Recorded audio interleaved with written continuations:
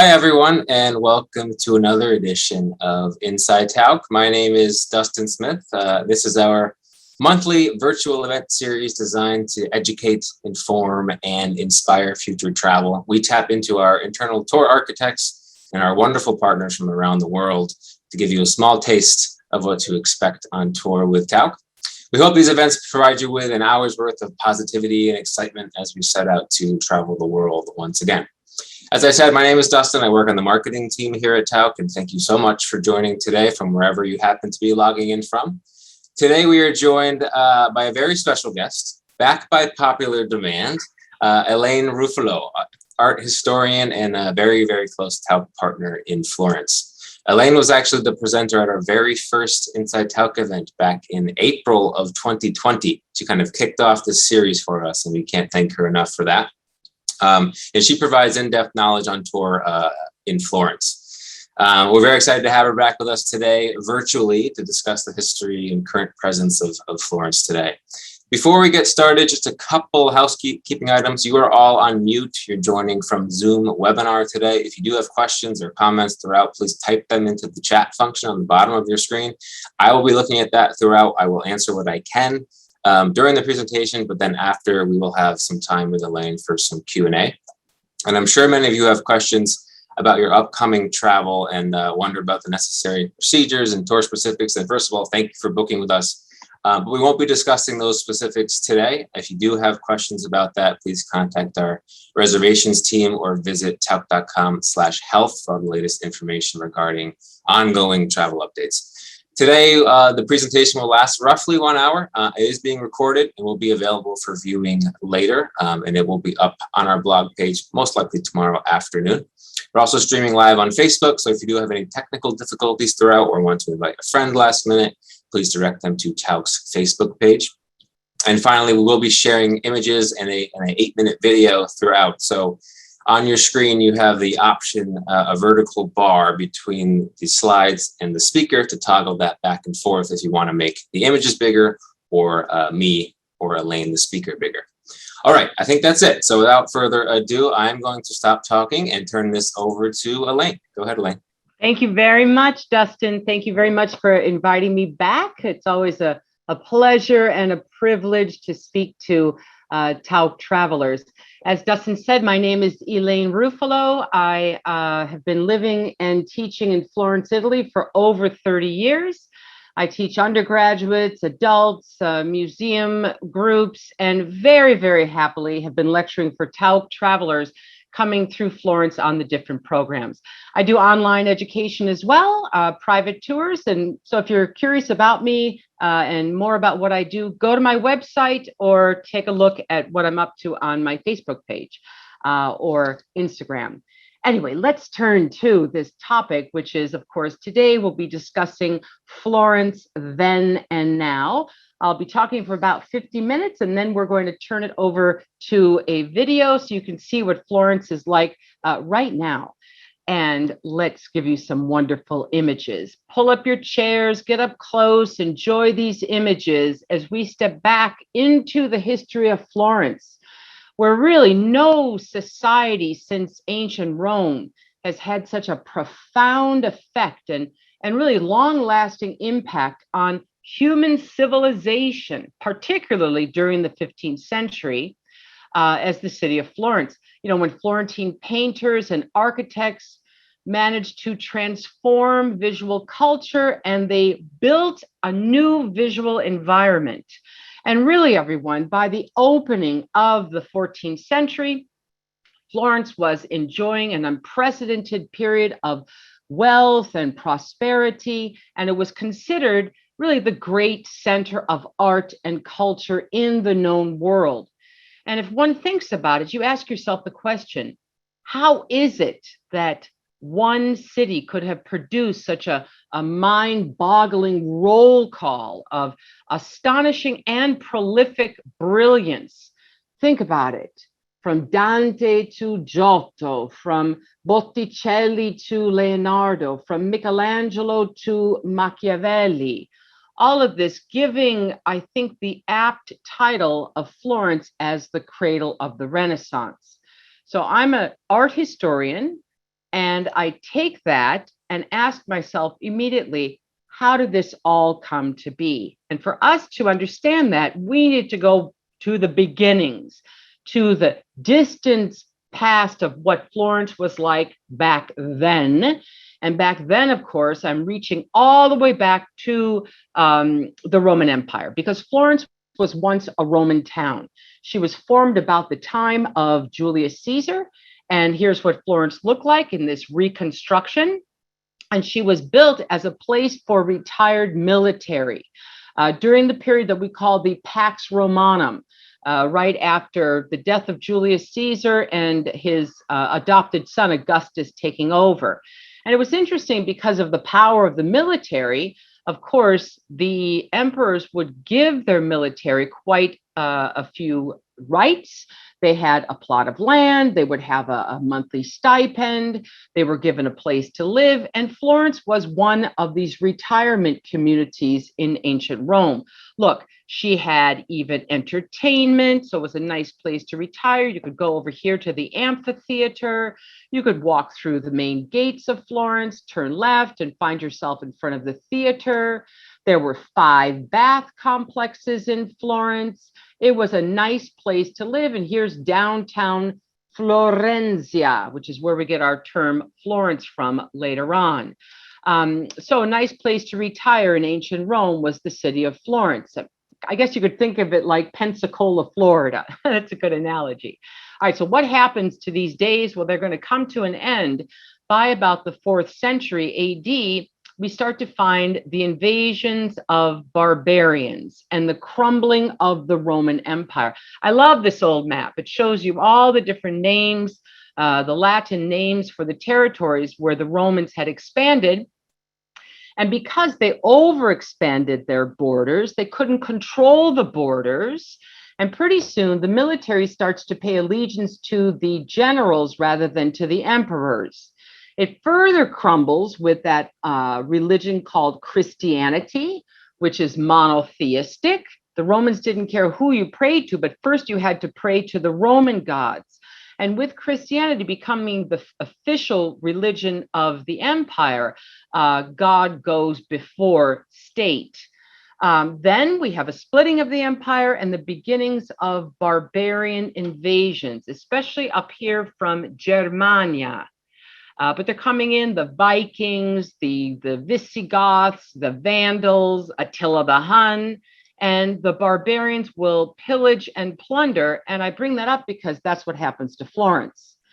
Florence is going to fall in the year 405 to a group of barbarians called the Visigoths under a guy named Caravaggio. The word barbarian is interesting in and of itself. It comes from the term babblers, because they couldn't speak Latin or Greek. These barbarians sounded like they were babbling. And in come the barbarians, and Florence, of course, is completely pillaged and sacked in 405. But it's not just Florence, it's throughout the Roman Empire. So what happens? Well, people have to head for the hills. And wow, beautiful hills. I just popped up an image of the Chianti countryside. Many Tauck travelers will make their way through this countryside. It's unforgettable. And yes, I'm showing you an image that has obviously the hand of man on it. But this rolling hills, this idea of vastness right outside of the old Roman towns is a place where people will flee. And they flee up to the tops of hills. Now, here's a good didactic for us. This is a fresco that comes from Siena, giving you an idea of what a fiefdom was like. Fiefdom. So Roman society was striated. With the bottom of the society were called the plebes. Well, there were slaves, and then women, then the plebeians, and then, of course, the patricians. In the Middle Ages, we get a pyramidal society. At the bottom were the serfs, and at the top were the lords. And the lords would pay their allegiance to either the Holy Roman Emperor up in Aachen, neither holy nor Roman, or pay their allegiance to the Pope, still in Rome. So what I'm getting at here is you get a shift in society, and people move up to the tops of hills and they live within these fiefdoms, clearly for protection. And that's why you see dotting the countryside outside of Florence will be castles, ruins, crenellated walls. What are they doing inside these walls? They're just surviving. They're down to a subsistence level living, meaning that you produce what you consume, and you consume what you produce. Therefore, there's very little art and architecture going on. People are just worried about survival.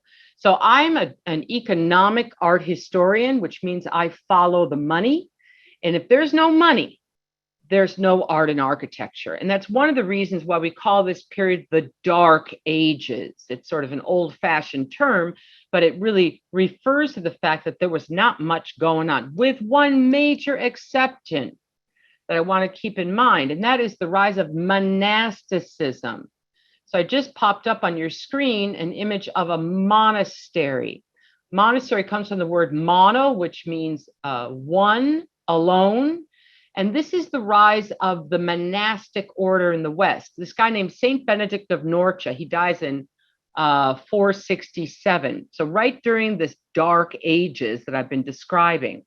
And these religious people who are moved to join together and live within the walls of a monastery. It's kind of like a fiefdom, but for religious people. And you can see that it's isolated. There are big walls. They're crenellated again. And you should ask your questions. What are those monks doing in there? Well, they're keeping Western history alive, because the monks are busy. They're working. They're farming like a mini city, but they're also writing things down. I can't stress how important that is, that these monks are copying down manuscripts. They're copying down ancient texts. And that's how, when we get to the Renaissance, what does Renaissance mean? Rebirth. Rebirth of what? Of classical antiquity. It's really thanks to the monks that we're able to get all that knowledge through these Dark Ages. Oh, by the way, the monks also keep up the tradition of making wine. I always say, go monks. So fascinating period. The lights are going to come on right around 1000. So what I'm I'm simplifying it, but you have this period of a long period where very little is going on, especially in art and architecture. Florence has emptied out, but right around 1000, we're going to see the onset of a big economic boom. Follow the money.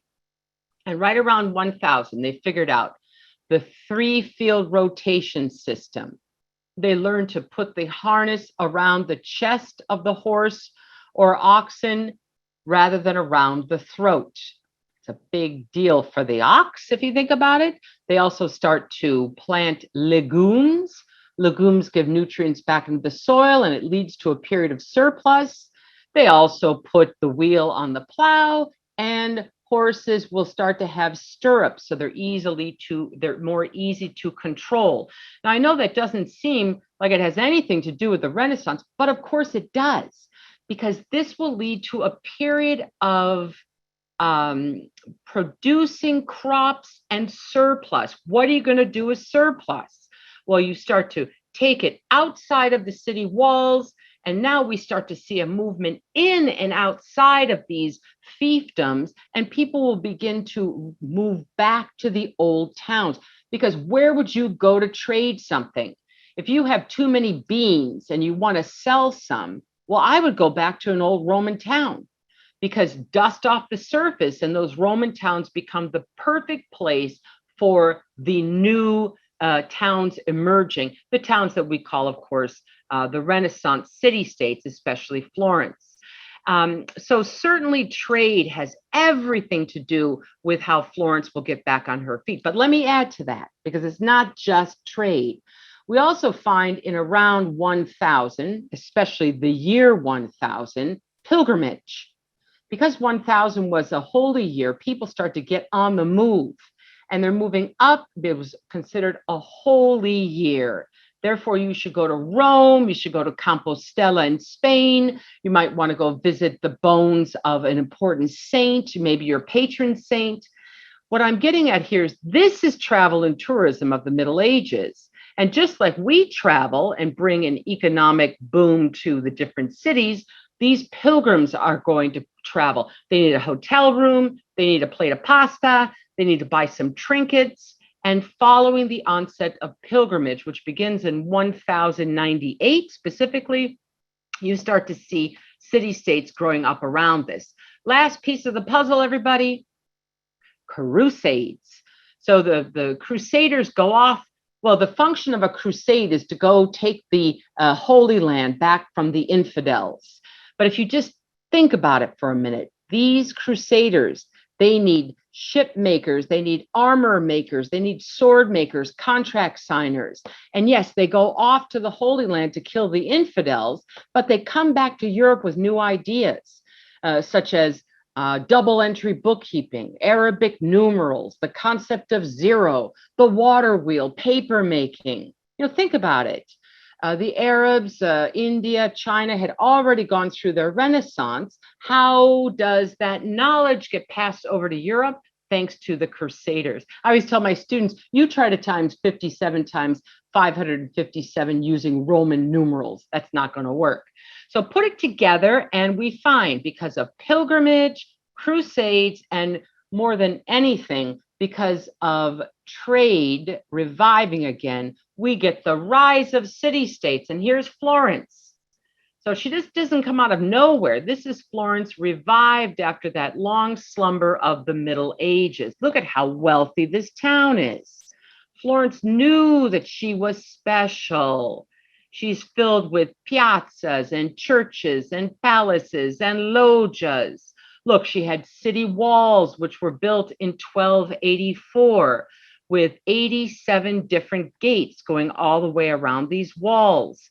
Look, she's got bridges. She is the river that runs more or less through the center of Florence is spanned by a whole series of bridges, all of which have a different function, either for trade or for spectacle or for transportation. There was even a bridge that was just used for nuns to live upon. And Florence, as I said, she knew that she was something special. She called herself a new Athens on the Arno. She was special. Okay, so you can see from this wonderful slide, I love this slide, that Florence is clearly a booming city. She had a population of over 100,000 people in the year 1300. It's one of the largest cities in Europe. The largest city would be Florence, Venice, Milan, and Paris. I think that's interesting that 3 of the 4 I mentioned are all, of course, in Italy. So your next question should be, what is everybody doing to make money in this city? Follow the money. And my answer to you is dyeing cloth and wool. Florence made money on the textile industry. She figured out, that's why the river is so important. Look at that river. It was a fast flowing river, and on either side were all the textile workers. You would take these enormous barrels of boiling horse urine, dip the raw wool or cloth in the boiling horse urine, would take all the impurities off, make the fibers porous, and then using alum and dye, you were able to make beautiful fabrics. I mean, that is about the most disgusting story I can come up with, boiling horse urine, but I'll let you mull that over and look at the beautiful textiles that the Florentines created. Silks and damask and velvets and the very, very best and most beautiful textiles will come out of the city of Florence from this period. And this textile industry, of course, makes Florence very wealthy, which will spin off other kinds of industries, such as bankers and lawyers and apothecaries and goldsmiths and notaries, and everybody's making money in Florence. Think about it, barrel makers and shoemakers and armor makers. Everybody's making money in Florence. And that is really the backbone of how we end up getting to the Renaissance, with this city that's all about trade and business. Florentines were smart businessmen above all. One of the major, of course, businesses in Florence, besides the textile industry that I have to bring up, this comes a little bit later, will be bankers. And I just popped up on the screen for you a really lovely image. This is the gold florino, which is the coin of Florence. I think it's very pretty. It was minted in 1252. Can you imagine? And by the time we get to the 15th century, this coin is recognized as the monetary unit of all of Europe. You could spend this in London or Paris or Bruges or even in Constantinople, because it had a fixed amount of gold and people trusted it, like the euro today or the dollar. And getting in close, you can see this lovely coin, all in gold. There were silver versions as well, which were, of course, worth less. I know that looks like the fleur de lis, but it's actually an iris. It's called a giugiolo. And then on the back of the coin, this fellow, here he is, kind of with the skinny legs right there, and he's pointing out at us. That's John the Baptist. You can just make him out. He's got big eyes and a long beard, and this is supposed to be his hairy dress. John the Baptist. Why is he the patron saint of Florence? Because we've got his index finger, and because he wears that woolly, hairy outfit with the textile industry. I mean, it's really interesting. So this becomes, as I said, a major coin for all of Europe, and the bankers are making money in Florence. Here's the banker and his wife. They would call you over to their table, giving you a good rate of exchange. See all the gold florini at the on top of this table. The table's interesting as well. The first banks in Florence were actually behind low tables like this. Over here on the right-hand side, you can just see these bankers. They're busy here. You can see that it's made of wood. The anonymous woodcut shows you here that it's definitely wood. They call you over to their table. Come on over to my table. I'll give you a good rate of exchange. The word in Italian for table is banco, which is where we get our word bank. If they ripped you off, the punishment was to chop up their tables. And the word in Italian for broken table is banco rotto, which is where we get our word bankrupt from, which I think is fascinating. I love etymology. You can tell that these characters are bankers because of their outfits. I can see this man is wealthy. He's wearing this expensive red from that expensive dyed cloth. So reading these works of art can help you understand what the city of Florence was like really back then. Now, business is booming, but if you don't have political stability, I don't care how much money you've got, you're not going to reach a period of the Renaissance. And Florence was a republic. She wasn't a duchy. There was no duke in the early days. The duke comes later. There's no king. There's no marquis. There's no what have you. And even the Pope had limited powers here. Instead, Florence was a republic, as close to a pure democracy as ancient Athens. If you were male, over the age of 27, belonged to a labor union, and had no debt, you could vote or hold public office. And it really worked. They elected the mayor every 2 months. Which seems impossible, but it worked for the Florentines.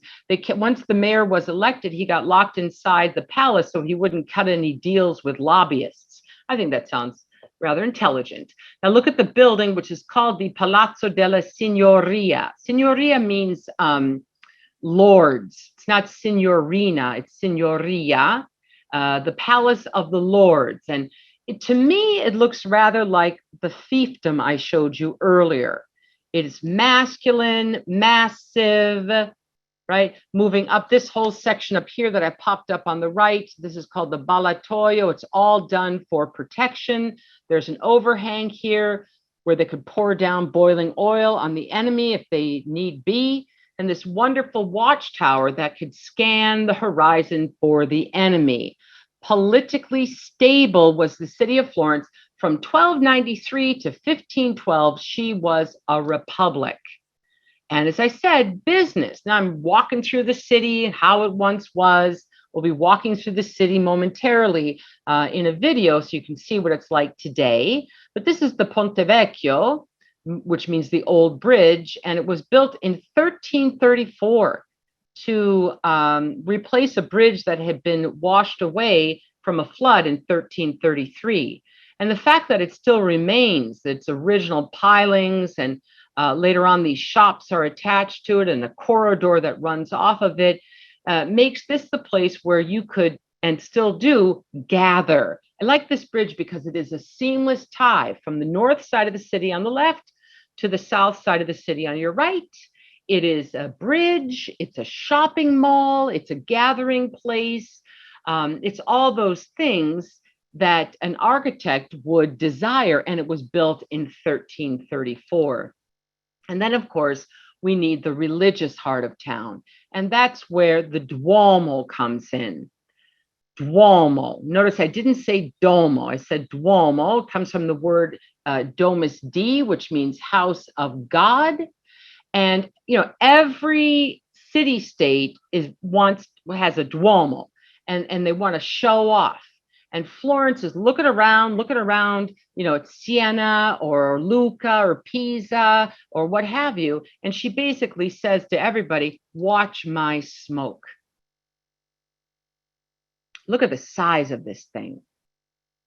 Love this image. And this is certainly not an image you can get when you're visiting Florence. So it's lovely to see from up high looking down, and you can see how the cathedral complex rises up out of the very dense center of Florence. And it is differentiated in two ways. Number one, there is a space all the way around the cathedral complex, and that was the law in Florence. You couldn't build close to it. And what that does is it scoops out the center and allows this building to be showcased. The other thing is that it is riveted or sheathed all the way around by beautiful marble, making the complex look like a lovely piece of sculpture.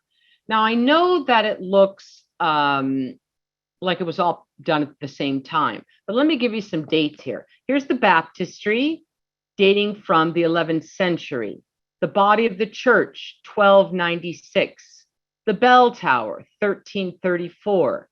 The dome, 1418. And the facade, 1887. How about that? Generation after generation will leave their mark on the cathedral complex, keeping it more stylistically similar even when we get to the 19th century. But the biggest problem was how to get a dome over such an enormous building. At the time, it was the largest cathedral in the world. Today, it is number 3. Number 1 is St. Peter's. Number 2 is Milan Cathedral, and St. Paul's. I'm sorry, Peter's, St. Paul's, and then Florence and Milan fight for the number 3 spot. But in any case, it's enormous, and the dome wasn't constructed until 1418 and finished up in 1436 by Filippo Brunelleschi. And this kind of funny cutaway I'm showing you here, I think is interesting because you can see that he's got to construct it using a double shell. Here's another visual for you. See? So the guts of the dome is a peaked dome, all done with brickwork that's laid out in a herringbone pattern. Then we've got these 8 ribs on the exterior dome, which acts like the ribs of an umbrella, an inner dome and an outer dome. And the whole thing is cinched together by this wonderful lantern at the top. There's a saying in Florence, Alberti wrote, "I want to die under the shadow of Brunelleschi's dome." And I think I do too. Then to finish up the religious section of town, last but not least, the baptistry. And this is, in my opinion, the most important building in Florence. Why? Well, you already know why. John the Baptist is the patron saint. Secondly, look at the date on this. This thing was constructed in 1078. That's 10, when Florence is just emerging from the Middle Ages into what I like to call the dawn of the Renaissance. And the fact that it's octagonal is not just arbitrary. The number 8 is symbolic of eternity. Remember, the Arabs gave us Arabic numerals. So we have this 8, put the 8 on its side, and of course, that is a symbol of eternity. Or God created the world in 7 days. The octavis dies, the 8th day, represents eternity. There's lots of interesting symbolism behind that. That's why it's octagonal and it's separate from the rest of the cathedral. We have no idea who constructed it. It's way too early. Step inside. Oh, isn't that beautiful? You can sit down in one of those pews. It's all part of one ticket for the whole cathedral complex.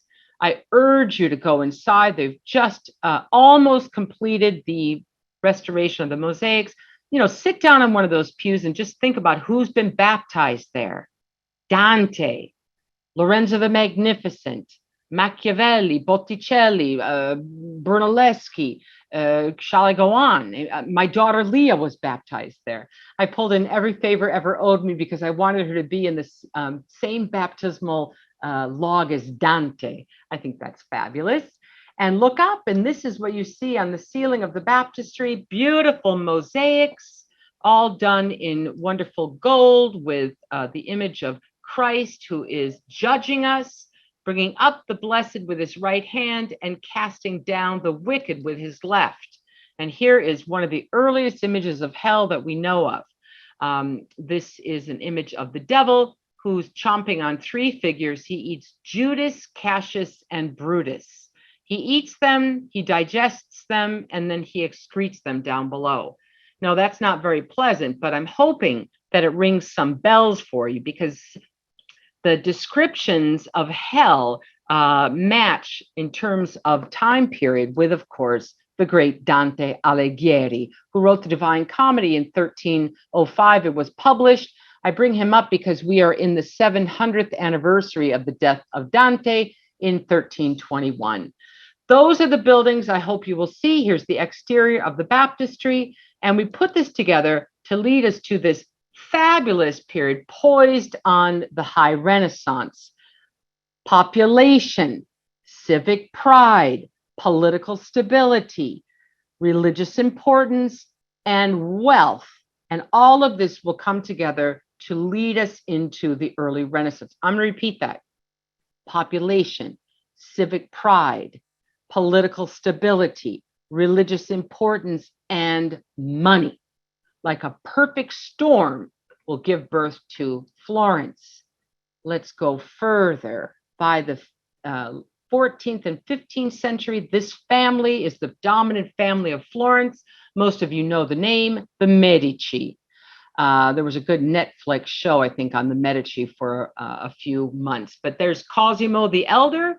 There's his grandson, Lorenzo the Magnificent. Cosimo makes the money as a banker, and of course, Lorenzo spends it, but they spend it lavishly on the city of Florence. Why? Because the Medici were bankers. Now, how do you make money banking? Yeah, you loan it for interest. Anybody who has a credit card knows how wealthy those companies are. And the Medici loaned their money out at, ready for this, 27% interest, which is, of course, called usury. Now, they hide the usury here and there in the form of, service charges or exchange rates. There's nothing new, but they have to pay for good works. And here are the Medici shown. Look, they're all dressed up like magi. They want you to be thinking of them as magi, these great gift givers. I'll get you in a little bit closer. Here's Cosimo, the old man. Here's his son, Piero the Gouty. Look, this is one of the first images of a person of color in the Renaissance, a groom. Here are the movers and shakers of Europe. There's Lorenzo the Magnificent as a little boy with his little brother. Here's the artist, Benozzo Gozzoli. Here's Pope Pius II looking kind of crabby because he's in the background. But this is wealth. Look at the colors, the textiles.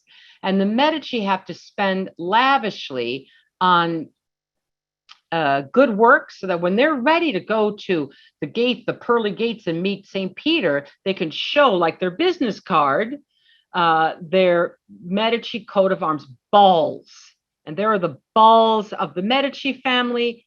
Peter, open up these gates. We paid for hospitals and orphanages and fountains and statues.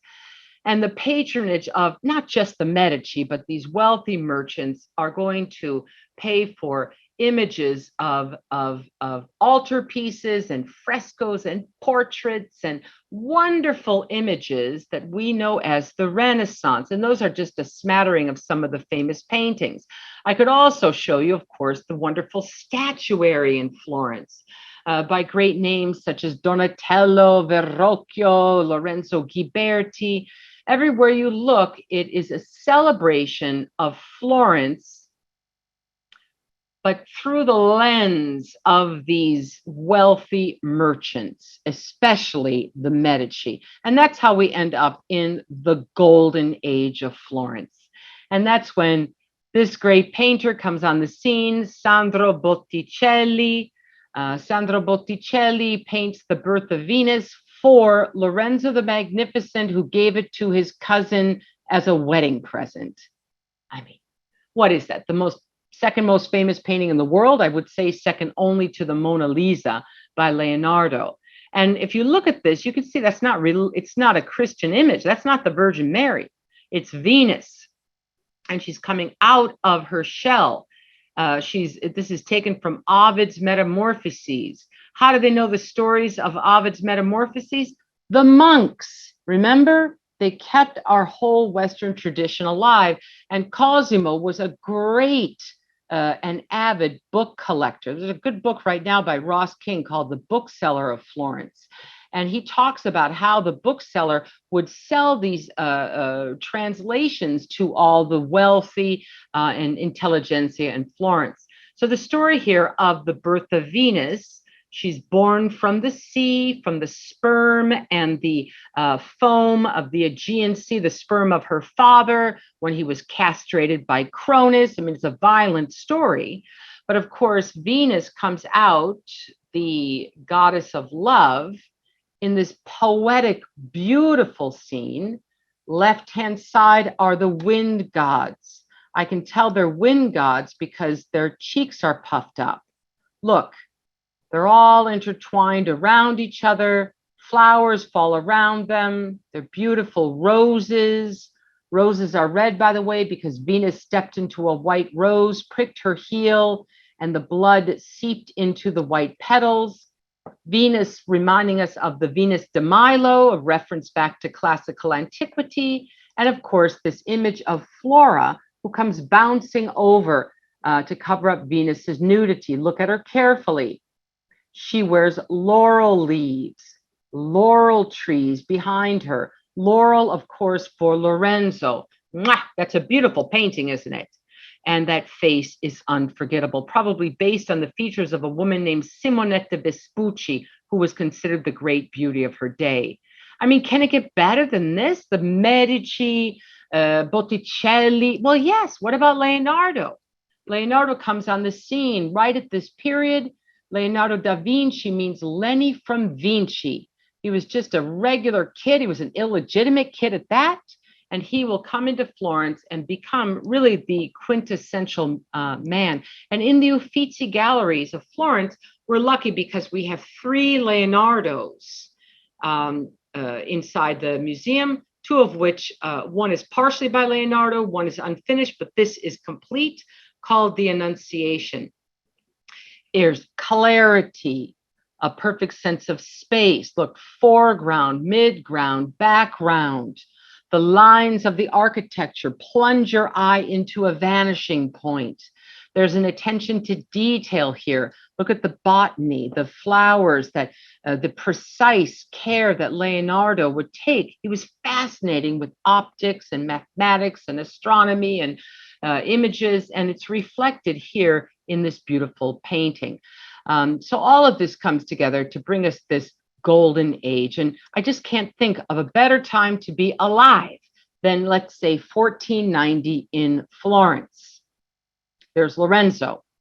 surrounded by artists, including the young Michelangelo, who's coming in to present him a work of sculpture.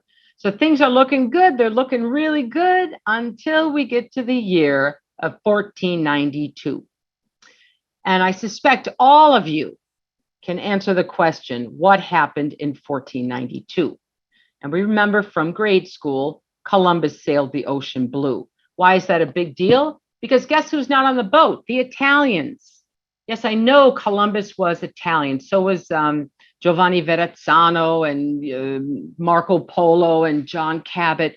But certainly they were not being bankrolled by the Italian. Now the Italians are getting fat and lazy. And it's going to be the Spanish and the Portuguese and the Dutch and the English. And guess what? That's where the power is going to flow to the New World. 1492 is major. The Jews are expelled from Spain. The Arabs are kicked out of Spain. Spanish Inquisition, and Lorenzo the Magnificent dies. So with the death of Lorenzo the Magnificent, his son, Piero, takes over. He was only 17, didn't know what he was doing. And the Medici, because of the foibles of this young man, are kicked out of the city in 1494. This guy takes over. His name is Girolamo Savonarola. Now, I don't know if you've heard of Savonarola, but I know you've all heard of something called the Bonfire of the Vanities. And here he is preaching inside the Cathedral of Florence. This is a romantic image of him from the 19th century. He's preaching, and here, if you look carefully at this painting, you can see jewels and wigs and playing dice and cards. Look at anything sinful was stacked up and taken out to the front of Piazza della Signoria and burned in the Bonfire of the Vanities. Now, during one of these preaching periods of Savonarola called the Pope the Antichrist, which is really just plain dumb. The Pope, who was a Borgia Pope at the time, excommunicated him, excommunicated the whole city of Florence until Florence gave up Savonarola, which they did. And here, I hope you recognize this building. This is Town Hall. And he's taken with his 2 followers and hanged and burned right in front of Town Hall. Now, I'm telling you this terrible story for a specific reason. After the death of Savonarola, the Medici had already been kicked out of the city. Florence forms a new government, a new republic without the Medici, without Savonarola, and Michelangelo, age 26, will make the David. So, of course, you knew I was going to end on the David, this high moment of the Renaissance. Michelangelo's David, done between 1501 and 1504. Michelangelo was 26 years old. The David was originally supposed to go right here. See where my cursor is? Up on the top of the cathedral buttress. Now, I don't know how they thought they were going to hoist it up there. He weighs 6.5 tons. But already by 1502, they decided to place him here. And again, we're back at Town Hall. So the David was eventually placed in front of Town Hall, and he stood there until 1873. And that's when he was removed and placed inside the Accademia museums, where all the Tauck travelers visit when they come to Florence to see the original. Let's look at the original. Why David? Well, David was the upstart young hero who would go out and help King Saul. He takes a rock and a sling and uses trust in God, and he was able to slay Goliath. Clearly, Michelangelo has made him grow up.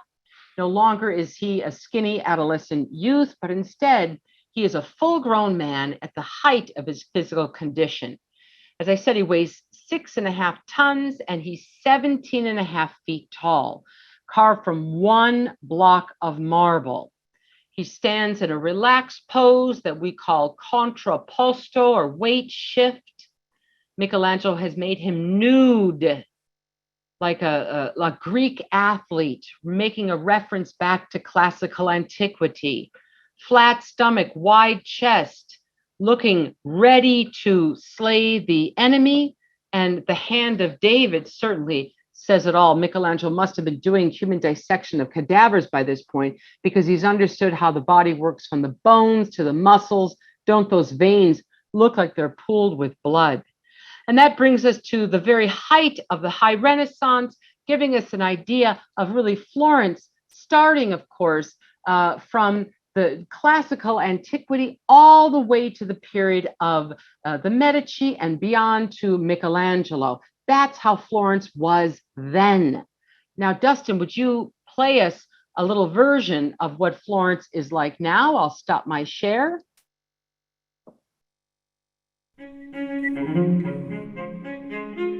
So my talented friend and colleague named Daniela Anastasio took this film just a few weeks ago, so you could see what Florence is like today, which I thought would be a lot of fun.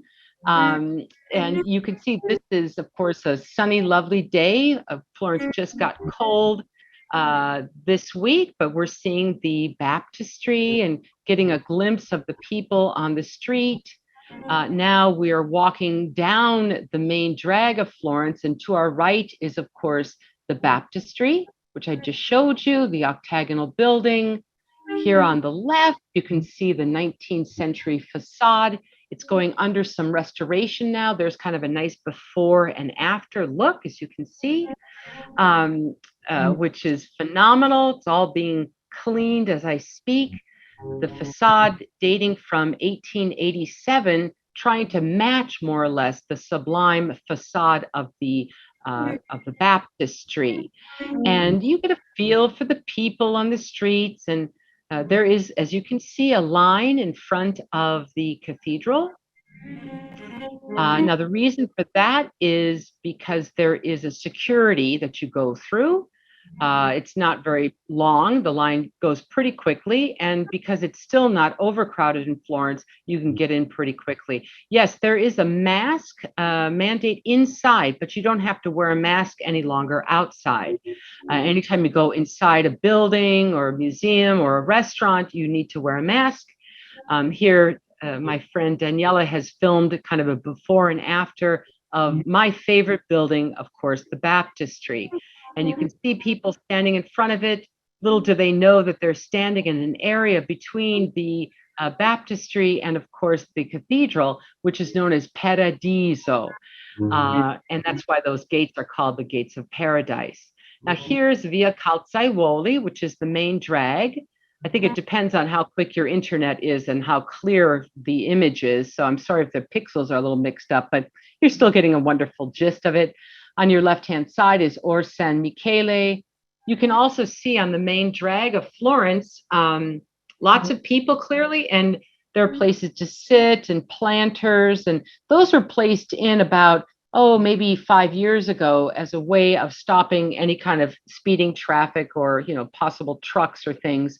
And people use them. I think it's quite lovely that they have green in them. And Florence is quite a safe city, thank goodness.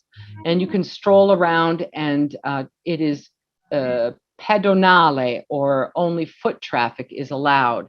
And there are vendors on the streets. And here is, of course, a car goes by, so you can see that you have to know somebody in the government, and you can get around that and get special permission to drive down the street. Figures, that's Italy for you. And looking inside this building, do this. It's free when you come into Florence next, and you'll see a really marvelous 14th century image, 14th century image of the death of the Virgin Mary. Here you might recognize that image. That's John the Baptist on the corner. If you remember why John the Baptist is so important, the patron saint of Florence. That was done by Lorenzo Ghiberti, who did also those beautiful doors on the exterior of the cathedral, which were done in 1427. Now we're behind Or San Michele, so you can see that it's all the way around, filled with niches. And inside each of those niches are going to be patron saints of the different guilds of Florence. And remember how important the guilds are: the wool guild, the shoemakers guild, armor makers. And now we're taking a quick walk over to the Piazza della Signoria. You're going to recognize this in a moment.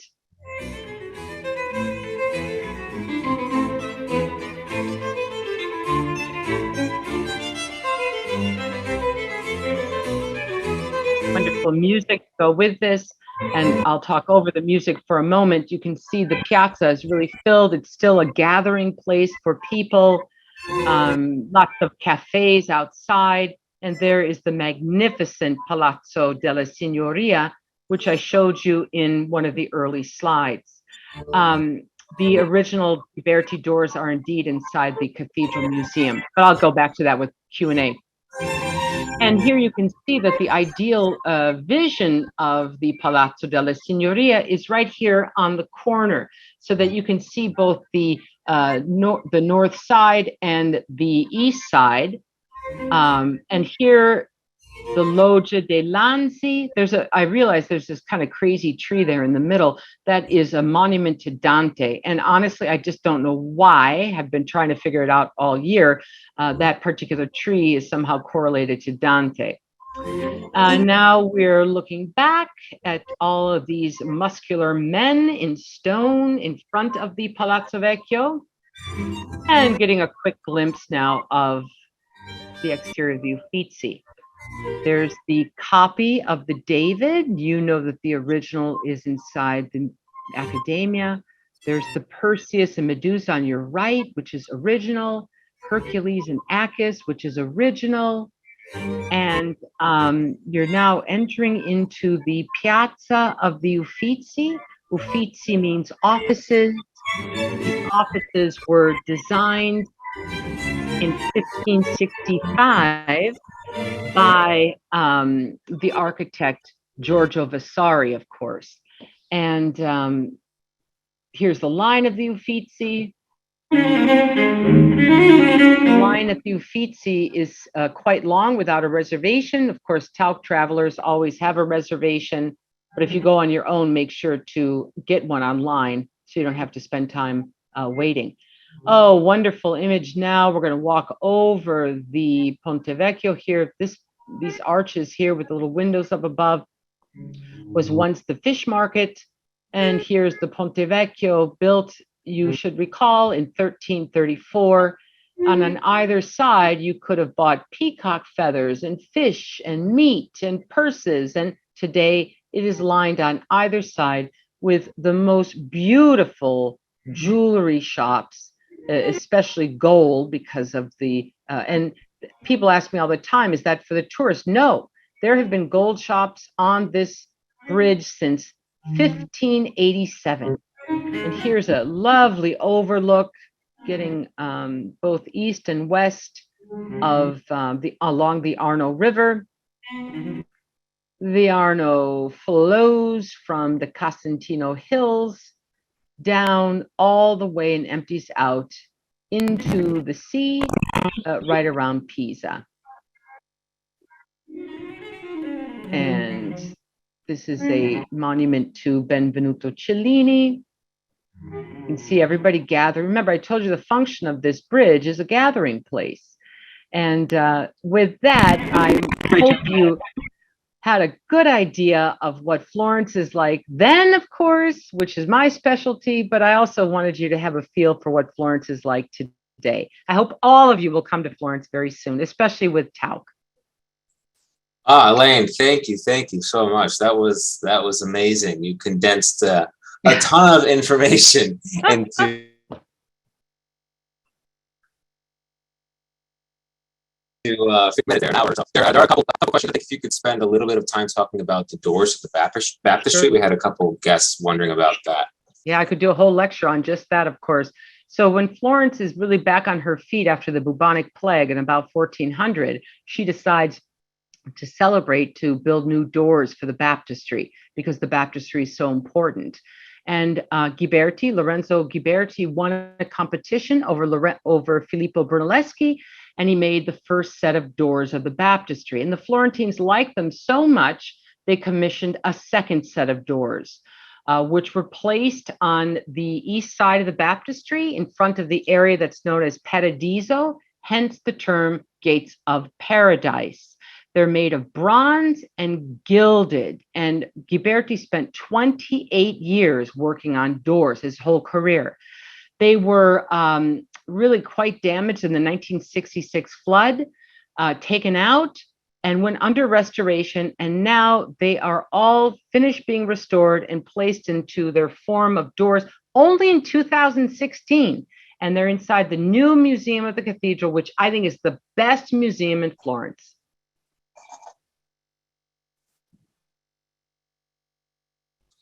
Thank you, Elaine. You covered so much ground that there weren't a ton of questions, but there are a couple more I just wanted to ask you. One guest had an interesting question. Are there any known Medici descendants alive today? Yeah, good question. Nope. There are no Medici left. The Medici died out. The last Medici was in 1723. Her name was Maria Luisa de' Medici. The Medici men got syphilis, and I guess there's a kind of syphilis that's passed down through the blood, and therefore they really just didn't make it. The last male was a guy named John Gastone, and he could barely get out of bed, and so they died out. Even though if you look in the phone book in Florence, I'm sure you'll find Medici, that line has died out.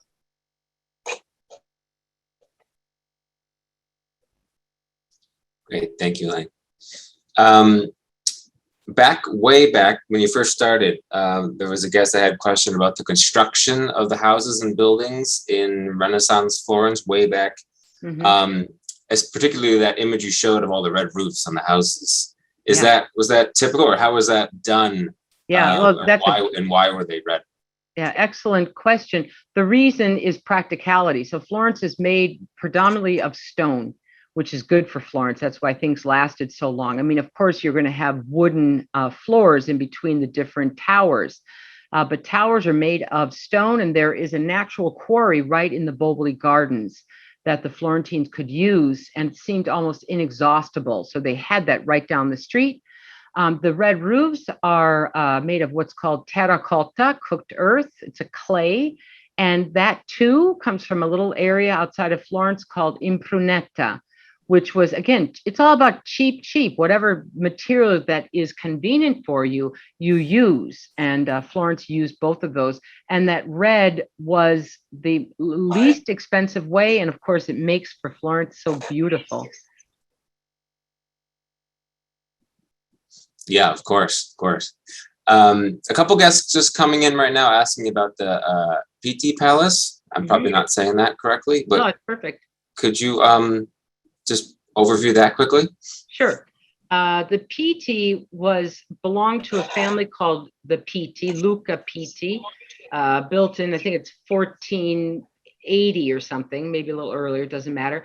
And then he went bankrupt. And when the Medici became dukes under Duke Cosimo I and his wife Eleonora da Toledo, she bought that dilapidated building with her dowry.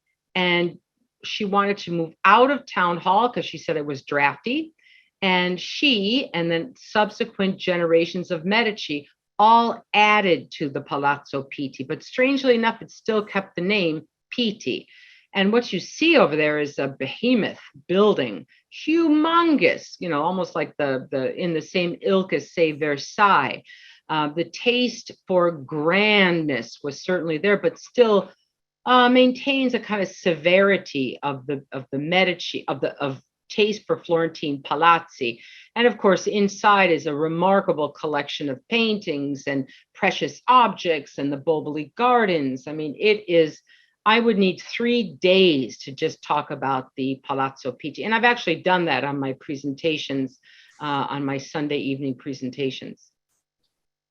Great. Yeah, I'm sure you could spend days talking about a lot of different topics that you went over today, for sure. We'll just finish up with one question that you probably mentioned this at the beginning, but Florence, the name, how did that actually come about as the name of the city? Yeah, well, it was called Florencia with an FL when in Roman antiquity. And then as Italian, the language of Dante will develop, L's become I's. And that's why in Italian it's called Firenze. But we, Angles, the Anglo-Saxons, go back to the Latin name, which is Florenzia, and it gets anglified to Florence. Great, thank you. And last, I'll finish up with a fun one. Elaine, I know that the baptistry is your kind of favorite place in the city, but if you're spending a Saturday or you're walking around your city, what are you doing? Where are you going? Where do I like to go? Well, if it's a lovely day, going through the Boboli Gardens is really a delight. So to me, an ideal morning would be to put on my, tennis shoes and walk over the Ponte Vecchio, walk up into the Boboli Gardens with maybe a snack and explore. It's huge and beautiful and get lost in there.